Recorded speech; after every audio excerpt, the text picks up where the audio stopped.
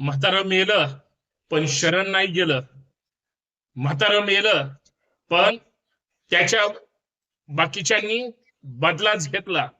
म्हातारं मेलं पण अख्खा देश हळहळला. म्हातारं मेलं पण सरेंडर नाही झालं.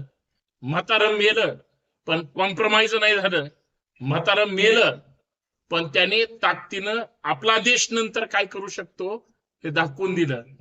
नाही तर आमचा गडी, आमचा पट्ट्या, आमचा चौकीदार हो लगेच थैथया नाचला असता, लगेच सरेंडर झाला असता किंवा साष्टांग दंडवतच घेतला असता.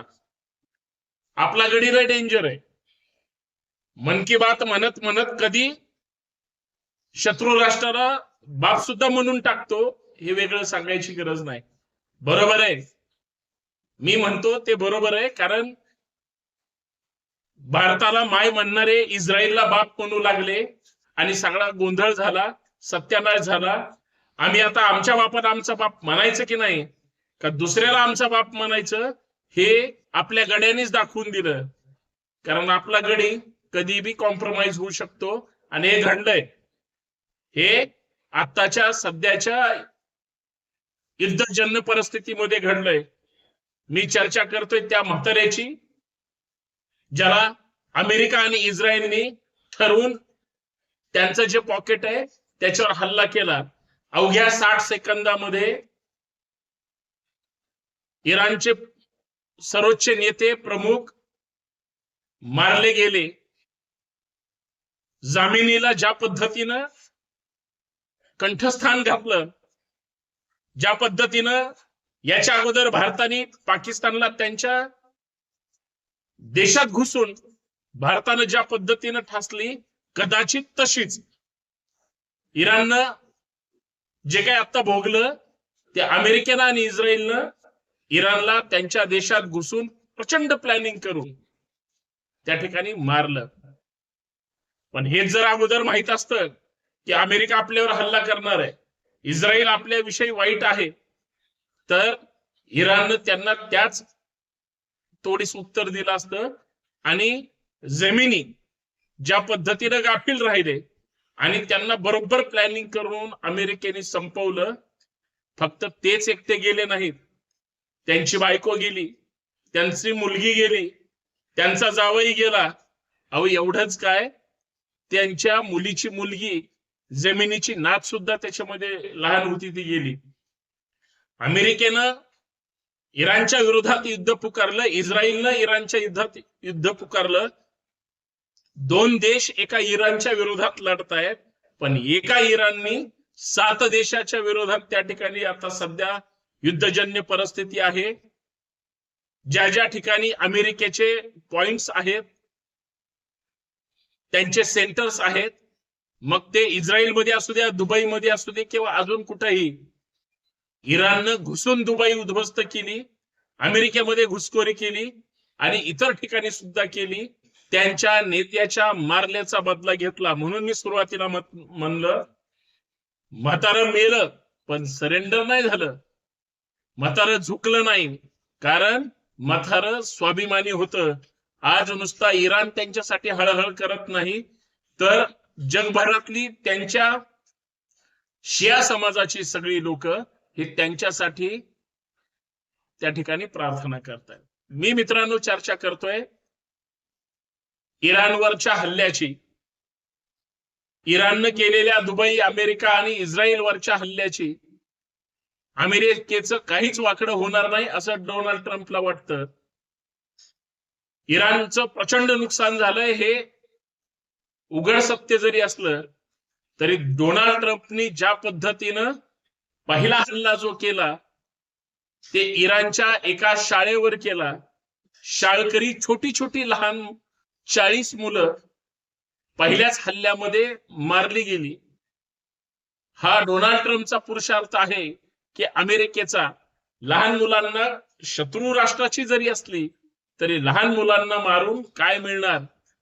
सध्या भारतामध्ये तर सो कॉल्ड हिंदुत्ववादी, मोदींचे भक्त अर्थात सरकारचे भक्त अर्थात अंधभक्त म्हणूया, ही सगळी मंडळी इराणवर केलेल्या हल्ल्याचं प्रचंड समर्थन करतायत. याचा अर्थ ते इस्रायलचं समर्थन करतायत.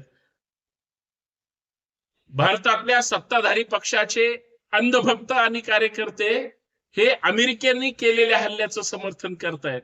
पण अमेरिकेची डोनाल्ड ट्रम्प सहित सगळ्यांची एप्स्टीन फाईल बाहेर आली त्यावेळेस सगळे तोंड लपवून बसले होते, सगळे तोंडाला कुलूप लावून बसले. डोनाल्ड ट्रम्प समोर हे सगळे सरेंडर झाले, कॉम्प्रोमाइज केलं. हे अंधभक्त बोलायलाच तयार नाही. त्यांचं असं म्हणणं आहे, इराण असो किंवा अजून कुठलाही देश मुस्लिम राष्ट्र आहे आणि त्याचं कशाला आपल्याला कौतुक, पण इस्रायल कोणता देश आहे? भारताचे सन्माननीय प्रधानमंत्री इस्रायल मध्ये जाऊन काय म्हणाले, इस्रायल आम्हाला बापा समान आहे. अरे, भारत हमारी माता है और इस्रायल हमारा बाप है. आता हे अंधभक्तांना गीत गावं लागेल. हे वस्तुस्थिती आहे का देशाचे प्रधानमंत्री इस्रायलला बाप म्हणून आलेत. हे मी नाही म्हणत आहे, सगळ्या वृत्तवाहिन्यांनी छापलंय, सगळीकडे ते छापून आलंय. ही वस्तुस्थिती आहे. म्हणून इस्रायल इराणवर हल्ला करत असलं तरी भारत काही बोलायला तयार नाही. अमेरिका इराणवर हल्ला करत असला, भारत काही बोलायला तयार नाही. खरं तर आपण बोलायचीच गरज नाही. तुम्हाला आम्हाला जर कोणी विचारलं, आम्हाला युद्ध नकोय, आम्हाला बुद्धच हवाय, आम्हाला शांती, करुणा आणि एक चांगलं जीवन हेच अपेक्षित आहे. परंतु मला एक प्रश्न पडलाय, जो की महाराष्ट्राला आणि देशाला पडलेला आहे, की जर भारताची पेट्रोलियम रसद जी इराणकडून मिळते, आज भारतामध्ये किंवा महाराष्ट्रामध्ये सो कॉल्ड सत्ताधारी हिंदुत्ववाद्यांसहित सगळी माणसं हे त्याच इराणी मुस्लिम लोकांचं पाठवलेलं पेट्रोल वापरतात. आणि ते सध्या जर युद्ध सदृश परिस्थितीमध्ये बंद झालं, कारण इराणकडून आपण किती टक्के इंधन मागवतो, कच्चं तेल मागवतो? 85%. 85% कच्चं तेल इराणवरून भारत मागवतो. इराण इतरांना सुद्धा पुरवतो. इराण हा भारताचा मित्र आहे असं म्हणतात. तुम्ही मनमोहन सिंगांना जाऊन विचारा, त्या अगोदरच्या प्रधानमंत्र्यांना विचारा, तुम्ही अटल बिहारी वाजपेयींना विचारा की तुमचे आणि इराणचे संबंध कसे होते, म्हणजे भारताचे इराणचे संबंध कसे आहेत, असावेत किंवा होते सुद्धा. त्या अंधभक्तांना तो अभ्यासच अजून माहित नाही, कारण मेंदू असायला लागतो या सगळ्या गोष्टीला. मला इराणचं देणं घेणं नाही, मला एवढंच म्हणायचंय, इराण झुकलाय का? इराण सरेंडर झाला का? जर अमेरिका भारत पाकिस्तान युद्ध सुरू असेल तर मध्यस्थी करून अमेरिका, डोनाल्ड ट्रम्प भारताचं युद्ध थांबवत असतील, तर आता अमेरिका स्वतःहून का इराणवर हल्ले करतंय? इस्रायल इराणवर हल्ले करतंय, अमेरिका का तिथं काही बोलत नाही? कारण इराणला अण्वस्त्र चाचण्या करून शक्तिशाली बनायचंय आणि ते अमेरिकेला सहन होत नाही. म्हणून या सगळ्या गोष्टी आहेत. म्हणून कराची असेल, अबुधाबी असेल, कतार असेल, दुबई, काय बऱ्याच ठिकाणी इराणनं जे हल्ले केले किंवा तिथल्या लोकांचं जगणं मरणं ज्या पद्धतीनं मुश्किल केलं, किंवा अमेरिकेने इराणमध्ये ज्या पद्धतीनं हल्ले केले, आज मोठ्या मोठ्या इमारती कोसळल्या, जिवंत माणसं मारली गेली. मी एक महिला पाहत होतो ऑनलाईन, ती लाईव्ह वर होती, कुठंतरी ती लाईव्ह वरून चर्चा करत होती.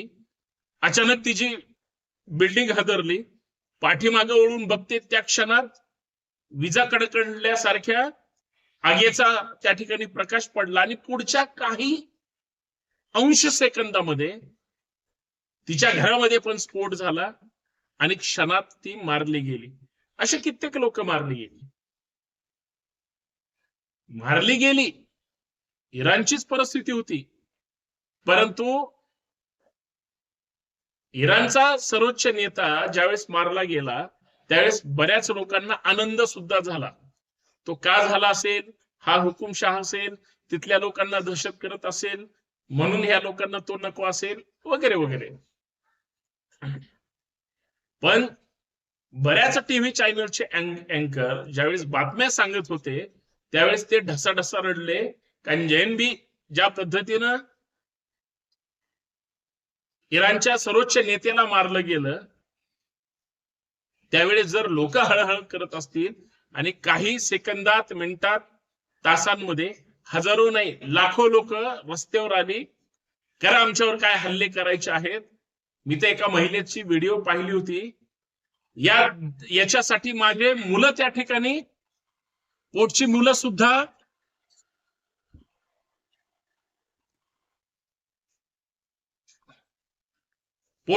मी तुम्हाला कुर्बान करायला तयार आहे, परंतु आम्ही युद्ध सोडणार नाही, अशा पद्धतीची भूमिका मांडत होते. म्हणजे हे लोक किती कट्टर आहेत हे मला या माध्यमातून सांगायचंय. पण या सगळ्या ह्याच्यामध्ये म्हातारं झुकलं नाही, तसं इराण पण झुकलं नाही. आणि इराण झुकलं नाही म्हणजे त्यांनी अमेरिकेला किंवा इस्रायलला जशास तसं उत्तर देण्याचा पण केलेला आहे. हेच मला या माध्यमातून सांगायचं. बाकी युद्ध हे कुणाला परवडणार आहे हे लवकरच कळेल. जय शिवराय.